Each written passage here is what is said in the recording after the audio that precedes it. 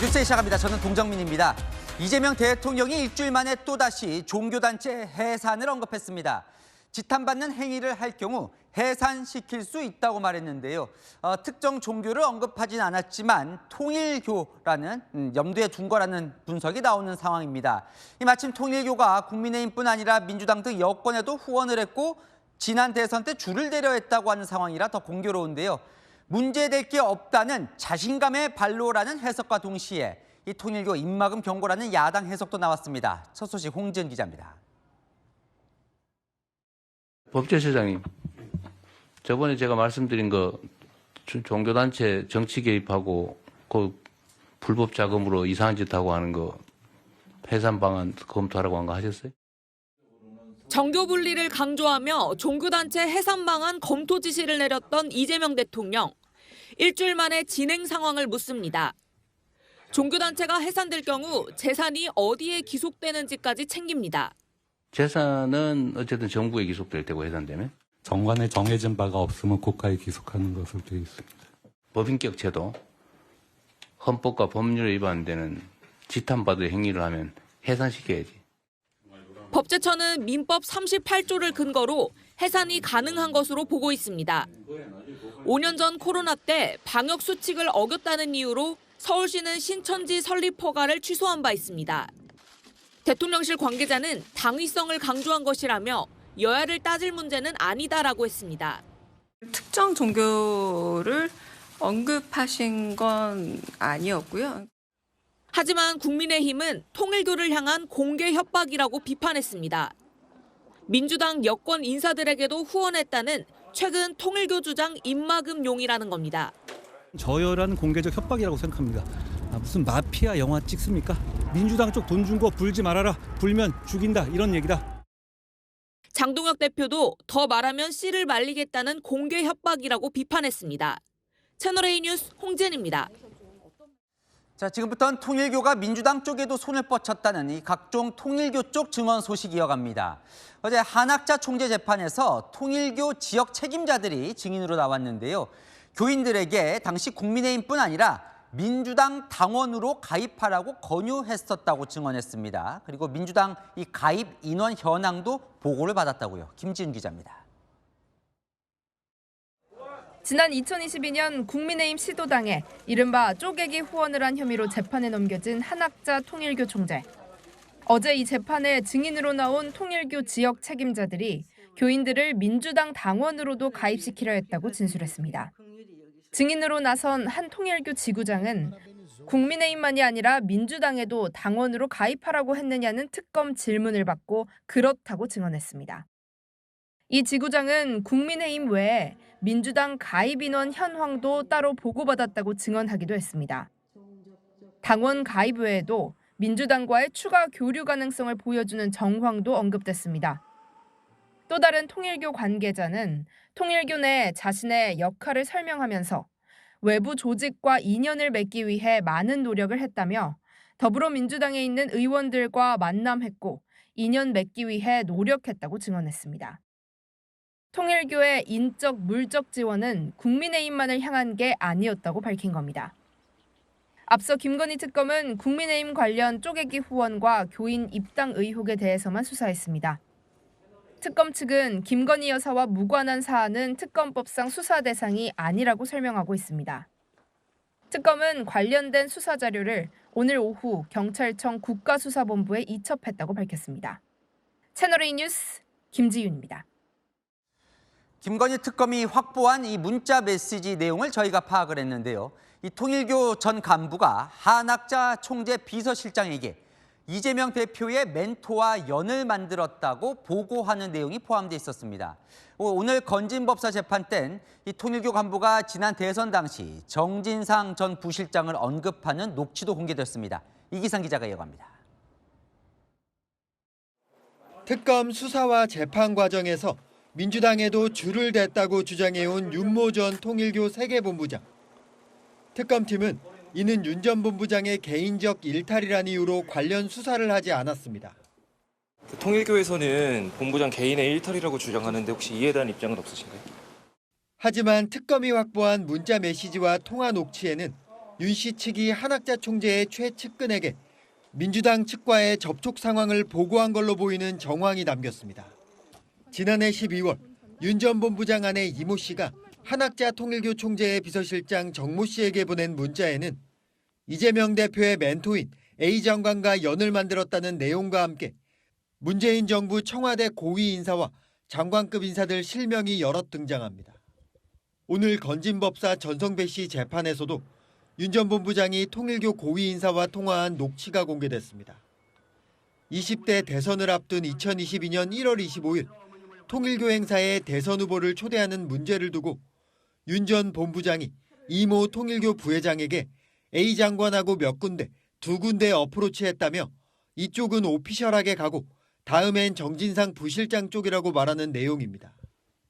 통일교 고위 인사들이 민주당 캠프와의 접촉 상황을 챙기고 보고받은 정황이 속속 추가되고 있습니다. 채널A 뉴스 이기상입니다. 김건희 특검이 확보한 또 다른 녹취록 내용도 저희가 확인을 했는데요. 자, 지난 2022년 대선을 앞두고 이재명 당시 후보 또는 이재명 후보 측이 직접 한학자 총재를 뵙겠다고 한다고 언급하는 내용이 포함되어 있습니다. 이 통일교 간부 간의 이 통화 녹취록인데 이 후보의 최측근 민주당 의원이 이 통일교 본부장과의 만남을 추진한 듯한 정황도 포함되어 있습니다. 송진섭 기자의 단독 보도입니다. 윤석열, 이재명 후보가 맞붙은 지난 20대 대선을 앞둔 2022년 2월 28일 통일교 윤모 전 세계본부장과 이모 전 부회장이 전화 통화를 나눕니다. 통일교가 주최한 한반도 평화 서밋이라는 행사가 끝난 직후였는데 당시 통화에서 이 전 부회장은 후보자나 사모가 움직이기 어려운 상황이라며 저쪽에서는 A 의원을 본부장님 한번 뵙게 하겠다 했다고 말했습니다. A 의원은 당시 이재명 후보의 최측근으로 꼽힌 인물, 통일교 간부와의 만남을 추진한 걸로 볼 수 있는 대화 내용입니다. 이후 윤 전 본부장은 그런데 이재명 후보가 직접 연락이 왔다며 직접 총재를 뵙겠다고 한다고 말했고 이 부회장은 제가 정진상 쪽에 확인하겠다고 말했다는 게 두 사람의 통화 녹취록 내용입니다. 녹취록에는 이재명 쪽이 연락했다는 내용과 이재명이 직접 연락했다는 내용이 혼재돼 있어 실제로 이재명 당시 후보가 직접 연락을 했다는 뜻인지는 확실치 않습니다. 20대 대선을 앞두고 통일교 핵심 간부들이 민주당 대선 캠프 측과 접촉한 정황이 담긴 녹취록을 입수했지만 김건희 특검은 사실 여부 등을 수사하지는 않았습니다. 윤 전 본부장은 내일 열리는 자신의 재판에서 추가 폭로도 예고한 상황입니다. 채널A 뉴스 송진섭입니다. 네, 한 기자, 정치부 구자준 기자 나왔습니다. 구 기자, 이 통일교 이게 지금 민주당과는 그래서 어떻게 연결이 된다는 거예요? 그걸 설명하기 위한 두 가지 장면을 제가 들고 나왔습니다. 하나씩 보면서 설명드리겠습니다. 첫 번째 장면, 지난 2023년 4월 당시 이재명 민주당 대표가 누군가에게 임명장을 주는 모습입니다.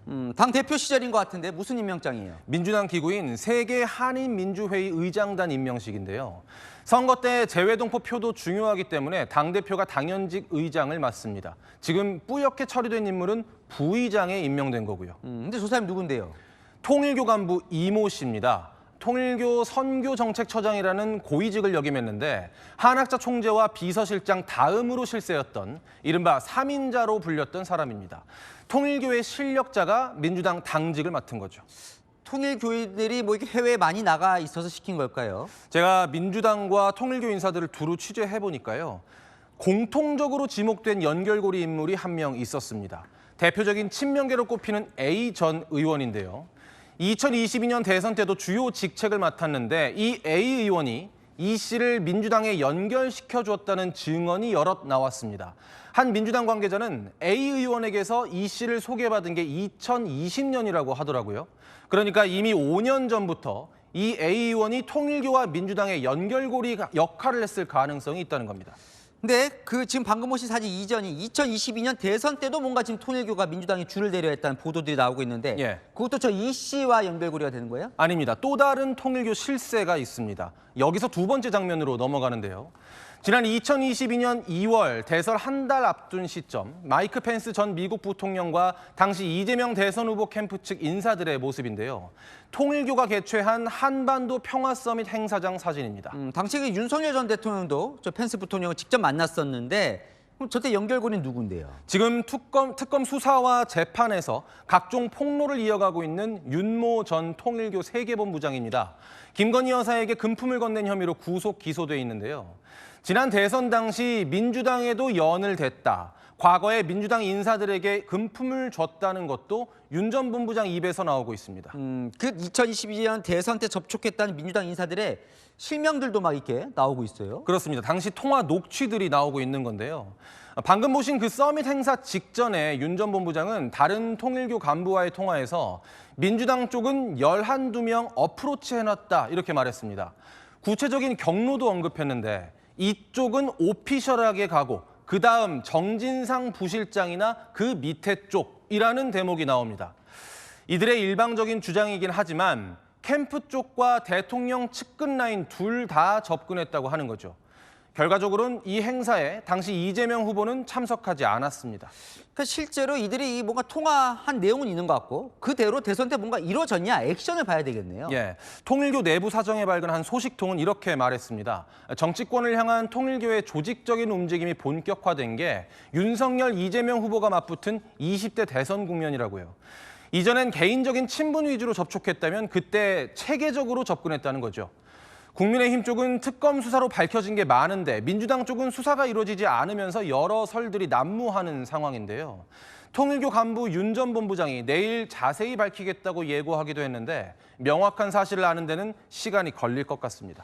네, 잘 들었습니다. 안희 기자, 구자준 기자였습니다. 자, 민주당은 상황을 예의주시하며 신중하게 대응하고 있습니다. 이 통일교 인사들의 입에서 친문, 친명 가릴 것 없이 여러 인사들이 거론되고 있다며 일단 상황을 파악하는 분위기입니다. 털고 가자는 공개 의견도 나오지만 공개 대응은 자제하고 있습니다. 정현주 기자입니다. 민주당은 물밑에서 여권 인사와 통일교 유착 사실 파악에 착수한 모습입니다. 당 핵심 관계자는 현재는 소문 수준이라 공식적인 윤리 감찰이나 진상 조사는 어렵다면서도 실체가 있다면 정권이 흔들릴 수 있는 문제라 파악하고 있다고 말했습니다. 내일 재판에서 예고한 통일교 간부 윤 전 본부장의 추가 폭로 여부도 예의주시하고 있습니다. 여권 관계자는 누구는 300만 원, 누구는 200만 원 같은 구체적인 액수 이야기까지 들린다고 우려했습니다. 공식 입장은 자제했습니다. 원내 차원에서 아직 공식적으로 논의된 바는 없고 그건 아마 당 차원에서 논의가 돼야 되지 않을까. 당 일각에서는 보다 강경하게 선제적 대응을 주문하는 목소리도 나옵니다. 민주당도 있으면 다 수사해야죠. 조사해야죠. 선택적으로 적용하면 안 된다.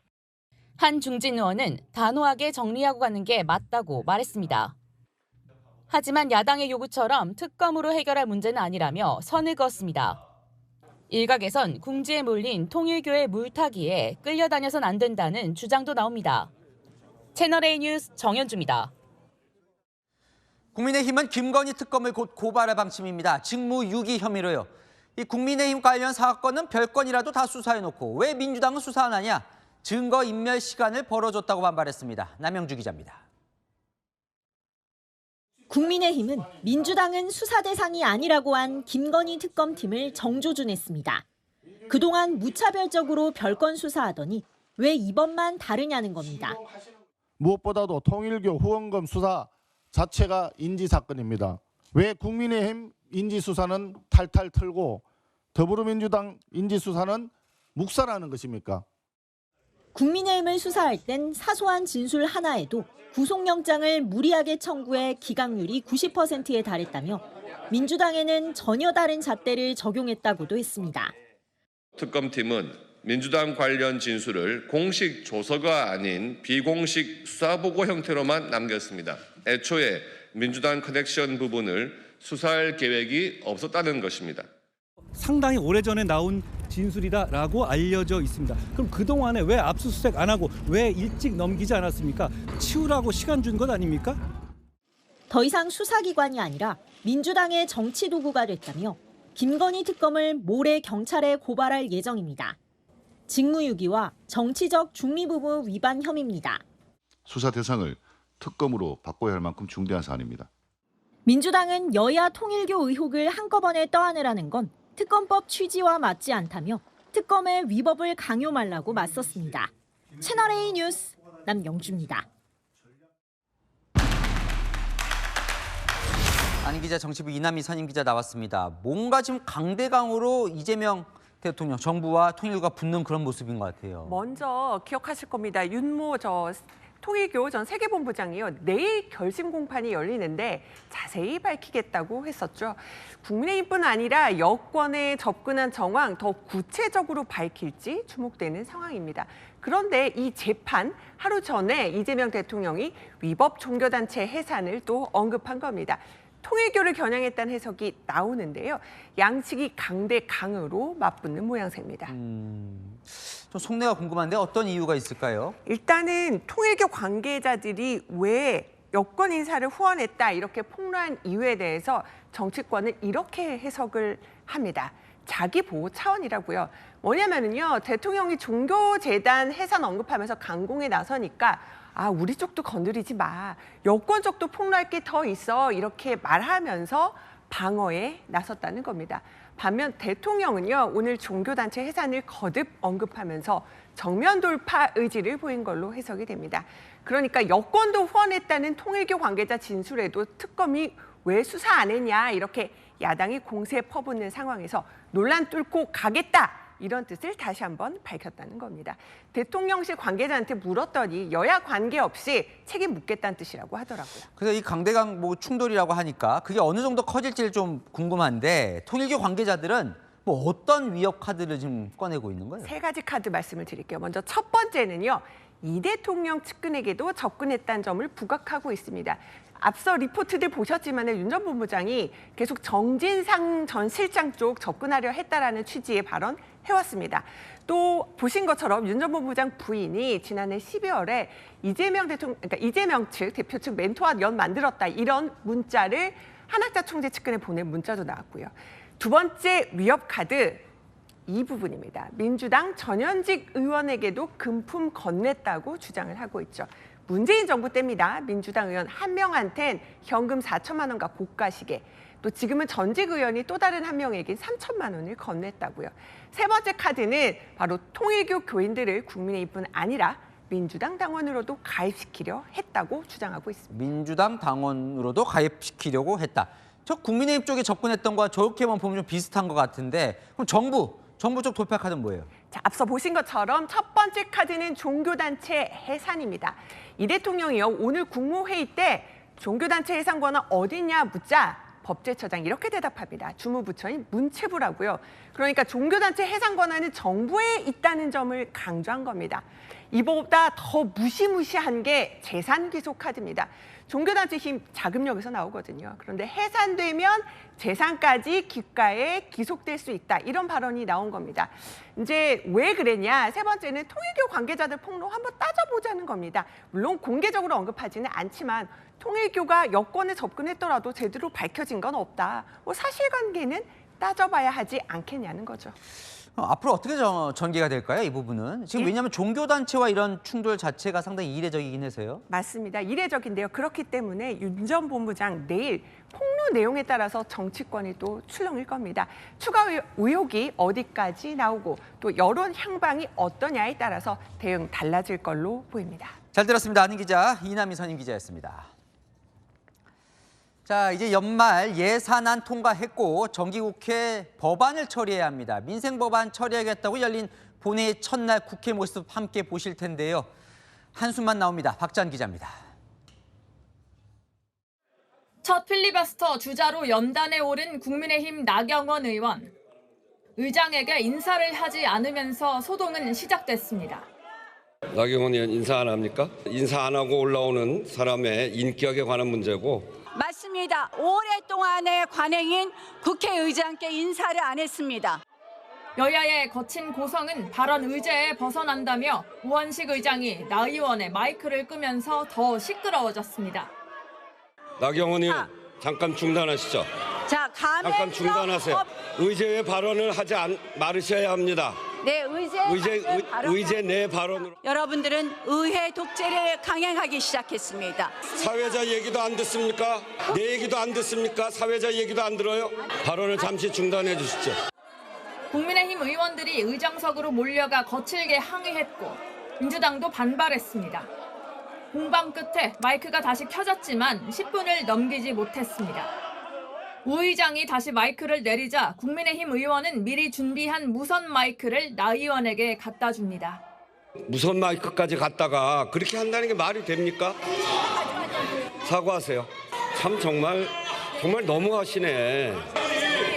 내가 참았으니까 지금. 채널A 뉴스 박자은입니다. 네, 연예계 파문 소식으로 이어갑니다. 매니저 갑질과 자금 횡령, 불법 의료 시술까지 각종 의혹이 제기된 방송인 박나래 씨. 어제 활동 중단을 선언하며 매니저들과 오해를 풀었다고 밝혔죠. 매니저들 얘긴 다릅니다. 사과도 못 받았고 오히려 박 씨가 소송을 언급했던 건데요. 고소장도 예정대로 접수됐습니다. 이서영 기자입니다. 전 매니저에 대한 갑질과 상해 의혹 등이 제기되자 어제 방송 활동 중단을 선언한 박나래 씨. 어제 입장문을 내고 전 매니저들과 만나 오해와 불신을 풀었다고 밝혔습니다. 방송 활동은 멈추지만 전 매니저들과의 갈등은 대화를 통해 봉합했다는 취지였습니다. 이제 감정적인 부분들에 대한 건 서로 이제 다 풀었다니까 고소 고발이라든지 가압류라든지 이런 부분들은 다 취소가 돼야 될 거예요. 하지만 박 씨를 고소한 전 매니저는 사실과 다르다고 반박했습니다. 어제 새벽 박 씨와 만나 3시간가량 대화한 건 사실이지만 사과도 받지 못했고 양측에 어떠한 합의도 없었다고 주장한 겁니다. 우리가 한 달 동안 많이 참지 않았냐, 이제 못하겠다고 하자 박 씨가 그러면 소송하자고 했다고도 말했습니다. 입장문에서 오해가 풀렸다는 말을 보고 어이가 없었다며 입장문을 내려고 나를 만났다는 생각이 들었다. 어떻게든 시간을 끌어 여론을 바꾸려는 의도로 보인다고 주장하기도 했습니다. 채널A는 전 매니저들의 이런 주장에 대한 박 씨 측 입장을 소속사에 물었지만 답변을 받지 못했습니다. 경찰은 전 매니저들이 특수상해와 허위사실 적시 명예훼손 등의 혐의로 박 씨를 고소한 고소장이 어제 접수됐다고 밝혔습니다.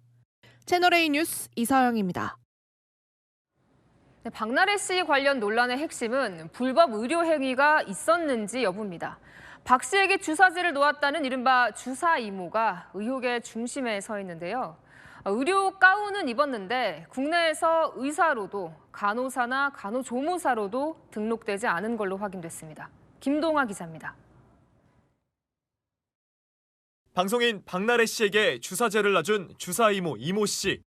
어제 대한의사협회가 자체 조사를 통해 의사로 등록되지 않은 인물인 걸 확인한 데 이어 오늘 대한간호사협회와 대한간호조무사협회도 같은 조사를 진행한 것으로 파악됐습니다. 이 씨가 간호사협회에도 간호조무사협회에도 등록되지 않은 인물이란 겁니다. 저희도 막 뒤져봤어요. 근데 없어요. 저희 쪽에 소속된 회원이나 등록된 사람은 없어요. 협회에 등록된 간호사와 간호조무사는 각각 28만 명과 24만 명. 현재 의료계에서 활동 중이라면 검색이 되어야 한다는 게 각 협회의 설명입니다. 보건복지부도 기초사실관계 파악에 나섰습니다. 복지부 관계자는 의사인지 간호사인지 아니면 아예 무자격자인지 확인이 필요하다라며 수사 상황과 언론 보도를 바탕으로 사실관계를 확인 중이라고 밝혔습니다. 또 이 씨 행위에 대해 적용 가능한 법률이 무엇인지 법률 검토도 진행 중입니다. 채널A 뉴스 김동아입니다. 네, 소년범 이력이 알려져 은퇴한 배우 조진웅 씨가 성인이 된 뒤 배우로 활동할 때도 폭행을 저질렀다는 주장이 추가로 제기됐습니다. 함께 작업했던 영화 감독이나 후배 배우의 피해 사례가 공개된 건데요. 김세인 기자가 보도합니다. 과거 소년범 전력 의혹이 불거지자 은퇴 선언을 한 배우 조진웅 씨. 조 씨가 성인이 돼서 배우 활동을 하던 시절에도 폭행을 당했다는 영화계와 연예계 동료들의 추가 주장이 계속되고 있습니다. 영화 감독 A 씨는 지난 2014년 조진웅에게 얼굴을 주먹으로 가격당했다는 글을 SNS에 올렸습니다. A 감독은 이 글에서 조 씨가 아무 이유도 없이 갑자기 가격했다며 처음 만난 자리였고 매니저를 통해 사과를 요구했지만 사과하지 않았다고 주장했습니다. A 감독은 이 글에서 조 씨가 다른 젊은 배우에게 얼음을 붓고 때렸다고도 언급했는데 조 씨의 소년범 전력을 최초 보도한 매체도 영화 회식 현장에서 조 씨가 자신이 불러보라고 한 노래를 모른다는 이유로 후배 배우의 얼굴에 얼음을 던졌다고 보도하기도 했습니다. 다른 배우들과 매니저들도 술자리에서 뺨을 맞고 발길질을 당했다는 의혹까지 제기된 상황. 다만 A 감독은 조 씨의 과거를 폭로할 목적의 글은 아니었다고 해명했습니다. 조진웅 씨 소속사 측은 배우 시절 추가 폭행 의혹에 대한 입장을 묻는 질의에 배우가 은퇴 선언을 한 상황에서 공식 입장을 전하기 어렵다고 밝혔습니다. 채널A 뉴스 김세인입니다. 조직폭력배와 연루돼 있다는 의혹이 제기된 방송인 조세호 씨가 논란 끝에 출연 중인 프로그램에서 자진 하차했습니다. 폭로자는 예고했던 추가 폭로는 멈추겠다고 밝혔습니다. 이현용 기자가 보도합니다. 방송인 조세호 씨가 모든 의심 불식하고 돌아오겠다며 출연 중인 방송 하차를 선언했습니다. 앞서 익명의 폭로자는 SNS를 통해 조 씨와 한 남성이 함께 찍은 여러 사진을 게시하며 조직 폭력배 연루 의혹을 제기했습니다. 이 폭로자는 경남 지역 조폭으로 조 씨가 이 남성이 운영하는 프랜차이즈 업체를 홍보하고 고가의 선물을 받았다고 주장했습니다. 이제부터 에서 김치를 판매한다고 합니다. 실제로 해당 식당을 찾아가 봤습니다.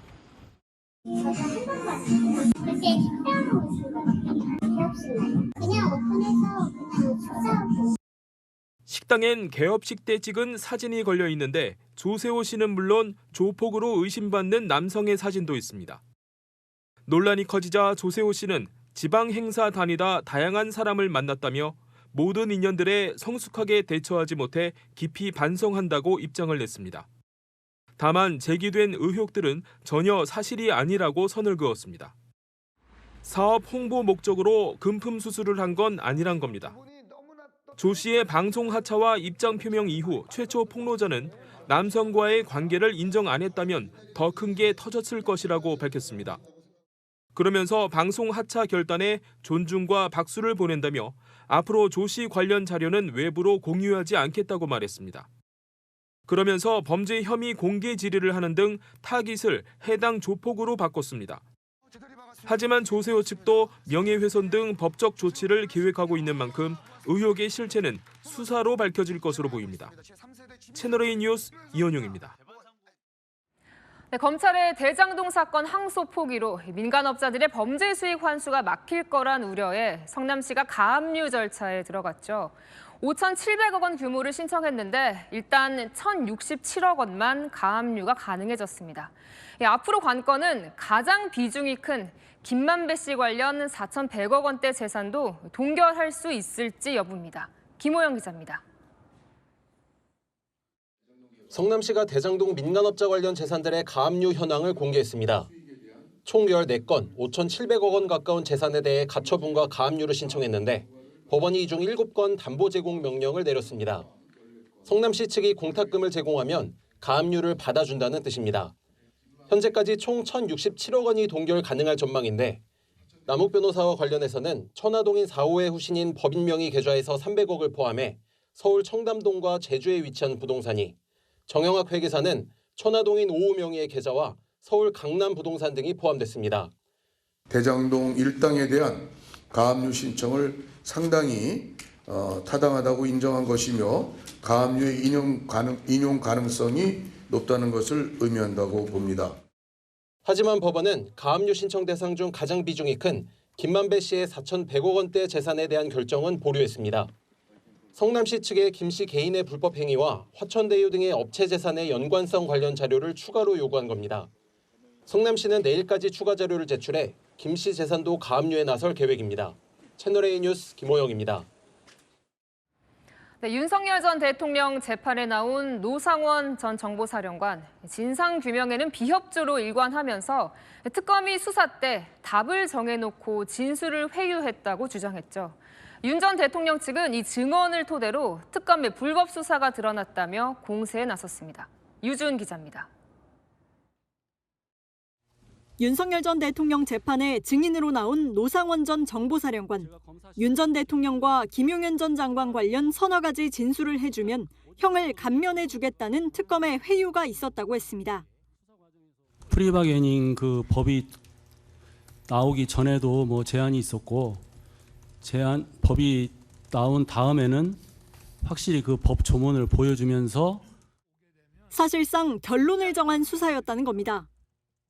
이 사람들은 잡을 정해놓고 거기다 예스 하기를 바라는구나.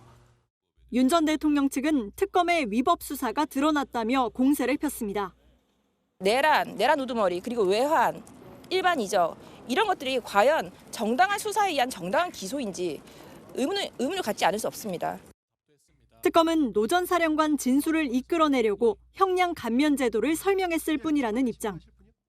아까 그 증인이 증언하는 것은 이게 강요는 아니었다는 거죠. 설득을 좀 지속적으로 할 수는 있는 거잖아요.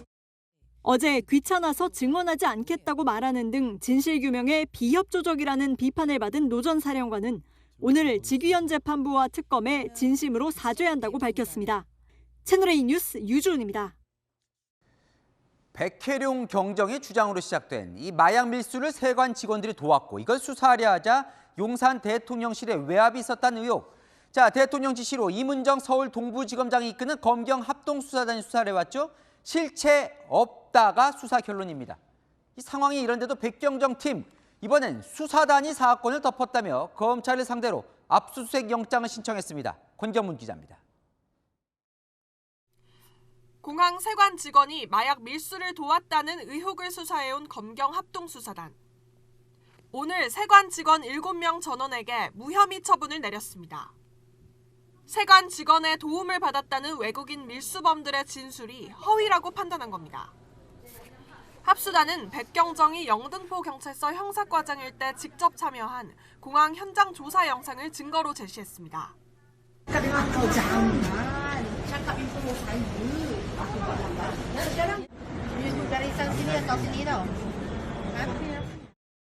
당시 경찰 수사팀이 중국어 통역만 데려가 밀수범들 사이에 말레이시아어 허위 진술 모의가 있었단 겁니다. 수사단은 경찰이 진술을 바꿀 수 없다고 해 연루됐다고 했다는 밀수범 편지도 공개했습니다. 경찰 지휘부와 용산 대통령실의 수사 외압 의혹도 무혐의 결론을 내렸습니다. 세관 연루가 없었던 만큼 외압 이유도 없고 어떤 개입이나 관여도 확인되지 않았던 겁니다. 백경정은 국가기관이 윤석열 전 대통령 부부의 마약 사업을 도왔다는 취지의 주장을 계속해왔습니다. 윤석열 대통령 내가 마약 독점 사업을 했는데 모든 국가기관이 거기에 개입됐다고. 수사 결과를 접한 백경정은 세관이 마약 밀수에 가담한 증거는 차고 넘친다며 대검찰청과 관세청 등을 상대로 압수수색 영장을 신청했다고 밝혔습니다. 채널A 뉴스 권경문입니다. 어젯밤 일본 아오모리 지역에서 규모 7.5의 강진이 발생했습니다. 수십 명이 다치고 9만여 명이 한밤중에 대피를 해야 했는데요. 지진 당시 그 공포의 순간 김용성 기자가 보도합니다. 몸을 가누기 힘들 정도로 흔들리는 방 안. 사람들이 쏟아지는 가전제품들을 막으려 안간힘을 씁니다. 수조의 물은 크게 요동치며 흘러넘치고 천장의 샹들리에는 앞뒤로 크게 흔들립니다. まだ揺れてる。これ震度6強とか7いってるよ。 도시 전체를 비추는 CCTV도 요동을 치고 건물 밖 거리로 나와도 몸을 가누기 어려울 정도의 진동이 그대로 느껴집니다. 어젯밤 11시 15분쯤 일본 아오모리 해안에서 약 80km 떨어진 바다에서 규모 7.5의 강진이 발생했습니다. 진원의 깊이는 50km로 추정됩니다. 지진으로 인해 30여 명이 다쳤고 최소 한 건의 주택 화재가 발생했습니다. 다카이치 사나의 일본 총리는 지진 발생 약 3시간 뒤인 오늘 새벽 2시 반쯤 긴급 브리핑을 열어 대응 상황을 설명했습니다. 人命第一の方針のもと政府一体となって被災者の救命救助等の災害応急対策に全力で取り組むこと以上の指示を行いました。또 최대 3m의 쓰나미 경보가 발령돼 주민 9만여 명이 한밤중에 대피해야 했고 180곳의 학교가 휴교했습니다. 진동은 도쿄 등 수도권에서도 감지됐지만 원전 관련 피해는 아직 없는 것으로 보입니다. 오늘 오후 2시에도 규모 4.3의 지진이 발생하는 등 여진이 이어지는 가운데 일본 당국은 주민들에게 후속 지진에 대비할 것을 당부하고 있습니다. 채널A 뉴스 김용성입니다. 그런데 지진 공포는 지금부터입니다. 일본 기상청이 일주일 내에 거대 지진이 발생할 수 있다며 후발 지진주의보를 발령했습니다. 이런 후발 지진주의보가 공개적으로 내려진 건 사상 처음입니다. 그 내려진 지역이 홋카이도 쪽인데 이 한국인들도 많이 찾는 곳이죠. 어느 정도 상황인지 정다은 기자가 전해드립니다. 일본 정부가 이번 지진 후 대규모 후발 지진이 일어날 수 있다고 보고 다음 주 16일까지 후발 지진 주의 정보를 발표했습니다. 규모 7.0 이상의 지진 발생 후 평소보다 거대 지진이 발생할 가능성에 대해 대비할 것을 권고하는 지침인데 2022년 제도가 도입된 이후 이번에 처음 발령된 겁니다.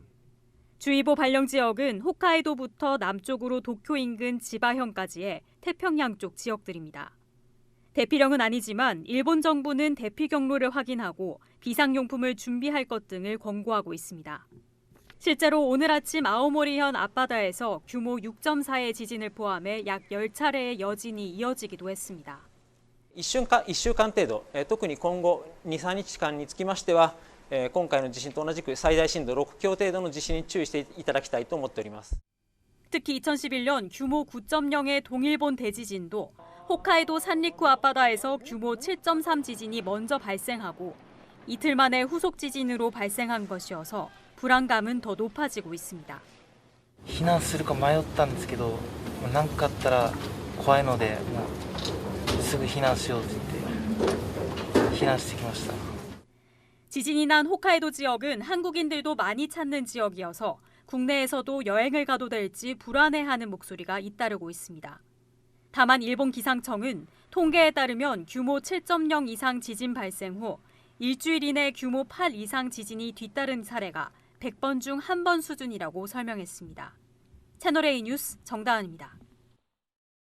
금은방들을 털려던 어리바리한 20대 도둑이 붙잡혔습니다. 한 곳은 유리문을 부수지 못했고 다른 한 곳은 유리창을 깨고 들어가긴 했지만 진열장에 귀금속이 없어 허탕을 쳤는데요. 신선미 기자가 보도합니다. 금은방 앞에 멈춰선 오토바이. 헬멧을 쓴 남성이 가방을 꺼내 들고 주변을 살핍니다. 잠시 뒤 망치로 유리로 된 출입문을 내리칩니다. 10차례 가까이 휘둘렀지만 문은 깨지지 않습니다. 결국 포기한 남성은 오토바이를 타고 떠납니다. 남성이 망치로 내리친 문은 미세한 흠집만 남았을 뿐 전혀 깨지지 않았습니다. 두께가 좀 굵고 유리인데 설치한 친구한테 얘기해보니까 강화유리라고 그러더라고요. 남성은 앞서 1시간 전에도 주변에 다른 금은방을 표적으로 삼았습니다. 문을 부수고 들어가는 데까진 성공했지만 진열된 귀금속이 없어 아무것도 챙기지 못했습니다. 문 빼고 들어가서 손으로 다 덮어져 있는 거를 싹 하니까 이제 다 구멍에다 넣어놨으니까 10초 만에 그냥 도망가 버린 거죠. 신고를 받은 경찰은 15시간 만에 인근 상가에 숨어 있던 20대 남성을 붙잡았습니다. 남성은 생활고에 시달리다 범행했다고 진술한 것으로 알려집니다. 영업을 마무리할 때 좀 불편하시더라도 귀금속은 금고라든지 이런 데 별도로 따로 보관을 해두시면 직접적인 피해를 예방하는 데 도움이 됩니다.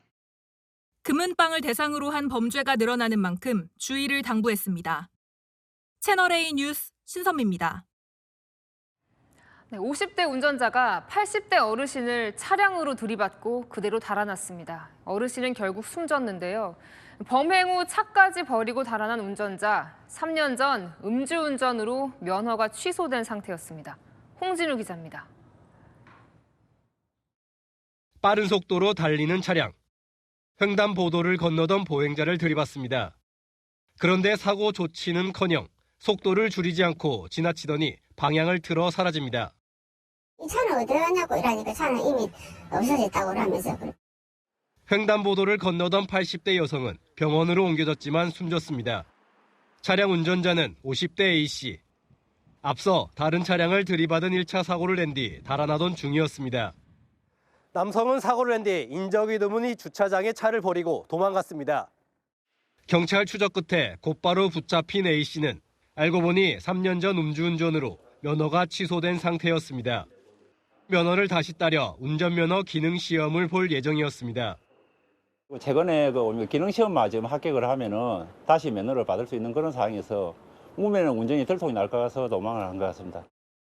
체포 당시에도 술 냄새가 났지만 음주 수치가 측정되지 않아 음주운전 혐의는 적용되지 않았습니다. A씨는 사고 당시 기억이 나지 않는다고 주장하고 있습니다. 채널A 뉴스 홍진우입니다. 대구 지하철이 좌석 시트를 올해만 100번 바꿨다고 합니다. 각종 민폐 승객들 때문인데 좌석에 대변을 보는 상상을 초월하는 일도 있었습니다. 이걸 치워야 하는 직원들은 무슨 죄인가요? 배유미 기자가 취재했습니다. 임산부 배려석과 바닥에 누런 자국들이 남아 있습니다. 대구 도시철도 열차에서 누군가 용변을 본 뒤 그대로 두고 간 겁니다. 악취가 퍼지면서 승객들이 옆칸으로 대피하는 소동도 벌어졌습니다. 당시 사진이 SNS에 올라오면서 논란은 더 커졌습니다. 좌석에 묻은 오물이 완전히 제거되지 않자 이 공사 측은 시트를 바꿔야 했는데요. 이곳 좌석 3개를 통째로 뜯어서 교체했습니다. 김치통 쏟는 거 이런 거 본 것 같아요. 굉장히 조금 이머전시한 상황이었죠. 문제는 이런 일이 처음이 아니란 겁니다. 운행을 마치고 돌아온 지하철을 정비할 때마다 직원들은 곤욕입니다. 온갖 액체의 토사물을 치워야 하는데 상태가 심하면 시트 교체 외엔 방법이 없습니다.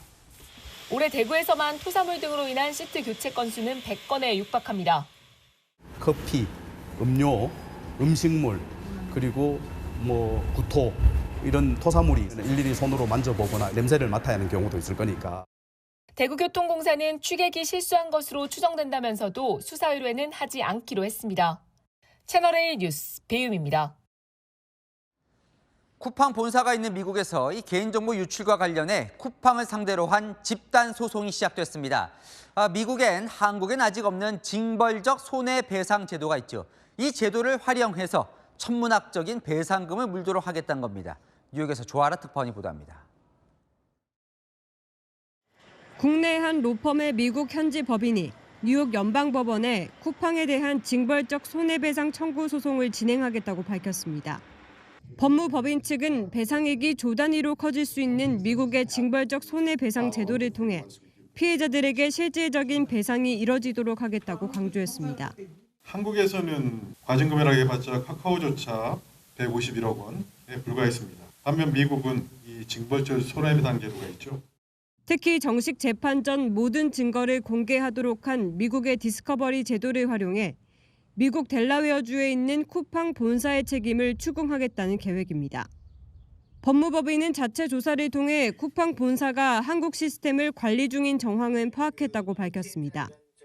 현재까지 한국과 미국에서 200여 명의 피해자가 소송 참여 의사를 밝힌 상태인데 국적이나 거주지가 미국이 아니더라도 소송하는 데 문제가 없다는 것이 법무법인 측 설명입니다. 쿠팡 측은 보상 관련 정책에 대한 채널A의 문의에 아직 마련돼 있지 않다며 시점은 조사가 완료되면 확인 가능하다고 말했습니다. 미국 현지 법무법인은 다국적 피해자 1,000명이 모이는 대로 연내에 집단 소송을 제기할 계획입니다. 뉴욕에서 채널A 뉴스 조아라입니다. 국회 과방위가 김범석 쿠팡 의장을 청문회 증인으로 채택했습니다. 여전히 사과 한마디 없는 김 의장. 과거 논란 때 국회가 부를 때마다 해외 체류를 이유로 안 나왔었는데요. 이번에 나올까요? 우영기 기자가 보도합니다. 국회 과방위가 오늘 17일 열리는 개인정보 유출 청문회에 김범석 쿠팡 의장을 증인으로 채택했습니다. 증인은 김범석 9명의 증인과 5명의 참고인을 채택하기로 하였습니다. 전현직 쿠팡 대표와 브랜 매티스 최고정보보안 책임자 등도 함께 증인 명단에 올랐습니다. 국회가 김 의장을 증인으로 채택한 것은 그가 쿠팡의 실질적인 지배력을 행사하고 있다는 판단에서입니다. 실제 쿠팡 INC가 지난 2월 미 증권거래위원회에 낸 연례 보고서에는 김 의장은 CEO로서 회사 경영과 주요 투자 결정에 영향력을 행사할 수 있다고 적시돼 있습니다.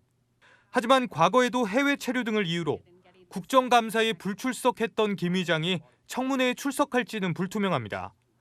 쿠팡 측은 김 의장 출석 여부를 묻는 채널A 질의에 입장을 밝히지 않았습니다. 국회는 김 의장이 정당한 사유 없이 불출석할 경우 고발이나 강제 구인까지 검토한다는 방침입니다. 이재명 대통령은 쿠팡을 언급하며 기업에 부과하는 과태료를 현실화하고 공정위에 강제조사권을 부여하는 방안을 검토하라고 지시했습니다.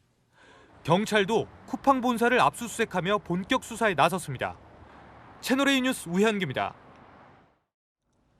1인 가구가 800만 가구를 넘어섰다는 소식입니다. 그러니까 전체 가구의 3분의 1가량이 혼자 산다는 얘기인데요. 혼자 살아도 외롭기는커녕 운동하고 취미생활하고 외로울 틈이 없다고 합니다. 관계에 부담이 싫다. 나만의 삶을 살겠다. 이런 경향이 뚜렷해지고 있습니다. 오은성 기자가 취재했습니다. 서울 용산구에서 13년째 1인 가구로 지내는 33살 최선영 씨는 외로움을 느낄 틈조차 없다고 말합니다. 주 3회 꼭 꾸준히 러닝을 가려고 하고 있고 또 요새는 발레도 좀 배워보려고 하고 있어요. 주말에는 카페에 가서 혼자 책 읽거나 그동안 못했던 블로그를 쓴다거나. 이렇게 주도적으로 시간을 보내는 1인 가구가 점점 늘고 있습니다. 지난해 우리나라 1인 가구는 처음으로 800만 명을 넘어 전체 가구의 36%를 차지했습니다. 노년층 못지않게 20대와 30대 청년층도 상당한 비중을 보였습니다. 특히 외로움을 묻는 항목에선 1인 가구의 과반이 별로 또는 전혀 외롭지 않다고 답했습니다. 이들은 주말에 동영상 콘텐츠 시청이나 휴식 등 비교적 정적인 활동으로 여가를 보내고 있었습니다. 전문가들은 이런 흐름이 한국 사회의 지나친 인간관계에서 오는 피로감과 연관이 있다고 설명합니다.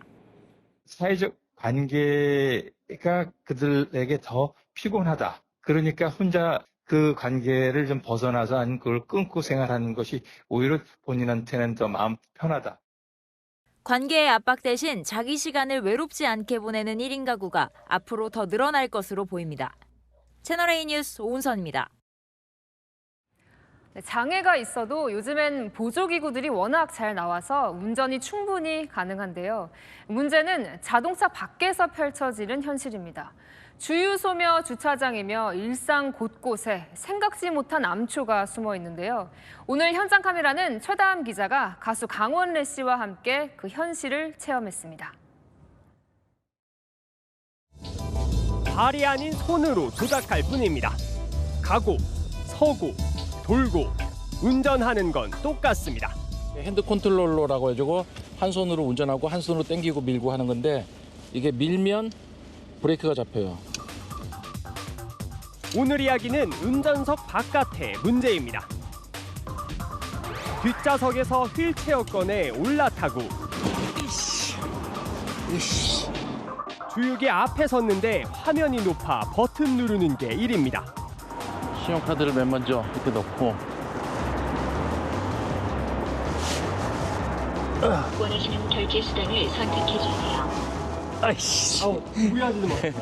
또 예전엔 이게 더 높았어요. 높은 경우는 아예 손이 안 닿는 경우. 우리나라 주유소의 60%가 이런 셀프 주유소입니다. 그래서 주유 전 전화하는 습관이 생겼습니다. 제가 휠체어 타는 장인인데 혹시 가면 기름 넣어줄 수 있나요? 여기 셀프라서 안 됩니다. 예? 휠체어 타는 장인. 셀프이기 때문에 안 됩니다. 직접 넣으셔야 돼요. 그 휠체어 타는 장인이라서 본인이 직접 넣을 수가 없어 그래서 전화 드린 건데. 사람이 없어가지고요. 예. 여기 붙어 있을 수가 없어요. 그래도 좀 부탁드리는 건데. 죄송합니다. 예. 야, 이런 경우가 있네. 장애인 주차구역을 찾아가도 토질이 걱정입니다. 이렇게 자갈 바치면 낭패이기 때문입니다. 가는 길에 파였네. 웃음밖에 안 나오네. 장애인 주차구역만이라도 뭔가 장판 같은 걸 좀 깔아놨으면 어땠을까 합니다. 강원래 씨보다 더 왜소한 작가 장희진 씨에게도 남일이 아닙니다. 정산을 해야 차를 빼는데 난관입니다. 여기는 진짜 너무 높아가지고 네, 저는 일어서서 그나마 7, 8, 9가 닿는데 그 앉아서만 하시는 분은 아예 안 닿을 것 같아요. 직원을 호출해보지만 제출이 안 되네요. 이렇게 있다가 저런데 지나가시는 분들한테 여기 좀 도와달라고 해서 네, 근데 만약에 사람이 없으면 그냥 마냥 기다리고 돈을 가지고 와도 결제를 우리나라 장애인 가운데 6.2%, 약 16만 명이 운전면허를 가지고 있습니다. 이들의 운전 환경도 배려하는 섬세함이 필요해 보입니다. 우리나라는 몸이 불편하면 집에 있어야지 이제 좀 쉬세요라는 그런 개념이잖아요. 우리가 이제 흔히들 뭐 배려라든가 도와준다라고 얘기하지만 그건 기본적인 권리 아닌가요? 현장 카메라 최다음입니다. 기저귀도 못 뗐는데 영어부터 배운다는 말이 나올 정도죠. 초등학교 입학 전 영어학원 입시부터 준비하는 이른바 4세, 7세 고시, 이걸 금지하는 법이 만들어졌습니다. 사교육 광풍을 막기 위해서라는데 과연 법으로 막는다고 될까요? 백승현 기자입니다.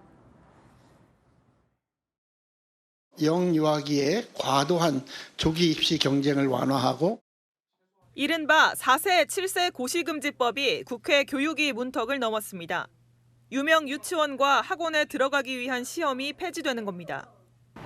내년 6월부터 영어 유치원 등에서 유아를 대상으로 입학이나 반배정 시험을 치르는 게 금지됩니다. 이를 위반할 경우 영업 정지 처분을 받거나 과태료가 부과됩니다. 유아 시험은 학대 수준이라 개선이 필요했다며 환영하는 반응도 있었지만 과도한 규제라는 반발도 있습니다. 과도한 규제라고 생각되고 법을 교묘하게 피해서 편법적인 레벨 테스트가 계속될 것 같습니다. 이미 학원가에선 입학시험 대신 공인 시험 성적을 요구하고 있어 법 효과가 떨어질 거란 의견도 나왔습니다. 저희는 현재 테스트를 따로 진행하지는 않고 저희 친구들이 한해서만 지원 받았어요, 이미. 결국 공교육 강화가 해법이라는 지적도 나왔습니다. 차라리 공교육에서 영어 교육을 좀 강화한다는 거 진짜 놀란 게 아직도 초등학교 3학년 때 처음으로 ABCD를 가르친다는 거예요. 가르치는 선생님도 되게 민망하신 거죠. 채널A 뉴스 백승현입니다. 중국이 연일 일본을 향해 날선 감정을 숨기지 않고 있습니다. 중국의 외교사령탑, 독일 외교장관과 만난 자리에서 일본과 독일의 역사인식을 비교하며 대놓고 일본을 직격했습니다. 갈등의 단초가 된 대만 인근 해역에선 대형 선박을 동원한 첫 해상 구조 훈련도 실시했습니다. 이솔 기자입니다. 베이징을 찾은 와데풀 독일 외교장관과 악수를 나누는 왕이 중국 외교부장. 같은 2차 세계대전 패전국인 독일과 일본을 비교하며 일본의 역사인식을 꼬집었습니다. 중국 관영 CCTV에 따르면 왕 부장은 와데풀 장관을 만나 독일과 달리 일본은 2차 세계대전 종전 이후 80년간 침략 역사를 철저히 반성하지 않고 있다며 일본의 직격탄을 날렸습니다. 왕 부장은 대만과 통일을 의미하는 하나의 중국 원칙도 강조했습니다. 一个中国原则是中德关系的重要政治基础，没有任何模糊空间。 CCTV는 독일이 하나의 중국 원칙을 확고히 고수하고 있다고 보도했는데 중국은 최근 프랑스, 독일과 연이어 회담을 갖고 하나의 중국 원칙에 대한 지지를 재확인하며 일본을 압박하고 있습니다. 이런 가운데 최근 중국 해안경비대가 대만 해협에서 사상 첫 구조훈련을 실시하는 영상이 공개됐습니다. 총 4척의 선박과 104명의 인력, 드론 3대까지 동원된 훈련을 두고 대만 해경은 표면상 구조훈련일 뿐 실제 목적은 대만 해견 향한 무력 시위라고 비판했습니다. 중국 국방부는 SNS 플랫폼 X에 처음으로 공식 계정을 개설했는데 국제 여론전을 위한 것이라는 분석이 나오고 있습니다. 채널A 뉴스 이솔입니다. 사우디아라비아에서 강력한 폭풍우가 몰아쳤습니다. 그 위세가 얼마나 강했으면 나무가 뿌리채 뽑힐 정도였는데요. 김정근 기자가 보도합니다. 강한 폭풍우에 거세게 흔들리는 유리창. 급기야 통째로 뽑혀 날아갑니다. 도로 위 나무들은 뿌리를 드러낸 채 쓰러져 있습니다. 현지 시각 6일부터 사우디아라비아 전역에 폭우가 쏟아지고 있습니다. 일부 지역엔 홍수주의보도 내려진 상태입니다. 당국은 오는 11일까지는 폭우가 계속될 것으로 보고 시민들에게 이동 자제를 권고했습니다. 형형색색의 옷을 입은 사람들이 둥글게 모여 춤을 춥니다. 그런데 갑자기 건물이 무너지며 수십 명의 사람들이 그대로 떨어집니다. 현지 시각 6일 인도 북서부 참바 지구에서 결혼식 도중 건물이 무너지는 사고가 발생했습니다. 이 사고로 40명 넘는 사람이 부상당한 걸로 전해집니다. 달리는 차들로 가득한 도로 위, 한쪽에서 차량 한 대가 빠르게 날아오르더니 도로를 가로질러 반대편에 곤두박질 칩니다. 현지 시각 5일 미국 캘리포니아의 리알토 지역 인근에서 트럭 한 대가 공중에서 떨어져 다른 승합차와 충돌했습니다. 트럭과 승합차 모두 전복됐는데 두 운전자 모두 생명엔 이상이 없는 걸로 전해집니다. 경찰은 약물 또는 음주운전은 아닌 걸로 보고 정확한 사고 원인을 조사 중입니다. 채널A 뉴스 김정근입니다. 네, 프로야구 올 시즌을 마무리하는 골든글러브 시상식이 열렸습니다. 두산 베어스의 양의지가 10번째 골든글러브를 거머쥐며 전설 이승엽과 어깨를 나란히 했습니다. 김재혁 기자입니다. 유니폼 대신 턱시도를 차려입은 두산 포수 양의지가 활짝 웃으며 단상에 올라갑니다. 88%의 득표율로 포수 부분 골든글러브를 차지한 겁니다. 개인 통산 10번째 수상으로 이승엽이 보유한 역대 최다 수상 기록과 어깨를 나란히 했습니다. 그러면서 내년에 새 역사를 예고했습니다. 끝까지 완주하는 게 그래도 마지막에 상을 받을 수 있지 않았나. 이승엽 감독님하고는 제가 비교 대상이 아니고 저는 아직 현역이기 때문에 11번째 도전하겠습니다. 투수 부분은 한화 폰세가 97%라는 압도적인 득표율로 골든글러브를 차지했고 1루수는 홈런왕 삼성 디아즈가 뽑혔습니다. 2루 LG 신민재, 유격수 NC 김주원, 3루 키움 송성문, 외야수는 KT 안현민, 삼성 구자욱, 롯데 레이에스, 지명타자의 삼성 최영우가 황금장갑 주인공이 됐습니다. 올해의 감독상은 우승을 이끈 LG 염경엽 감독에게 돌아갔습니다. 채널A 뉴스 김재혁입니다. 지난 주말 동안 포근했던 터라 어제 오늘 체감상 더 추웠는데요. 내일은 낮 기온이 다시 두 자릿수로 오릅니다. 그래도 내일 아침까지는 서울 1도, 대구 영하 1도로 곳곳이 영하권입니다. 하지만 낮에는 서울 10도로 평년보다 5도 높고요. 강릉과 부산 13도까지 올라섭니다. 이번 주 비나 눈이 올 때마다 추워지며 롤러코스터 날씨가 이어집니다. 목요일 비가 온 뒤 금요일 아침 10도나 떨어지고요. 토요일 눈비가 내리고 나면 다시 영하권의 겨울추위입니다. 날씨였습니다. 뉴스에 마칩니다. 시청해주셔서 감사합니다.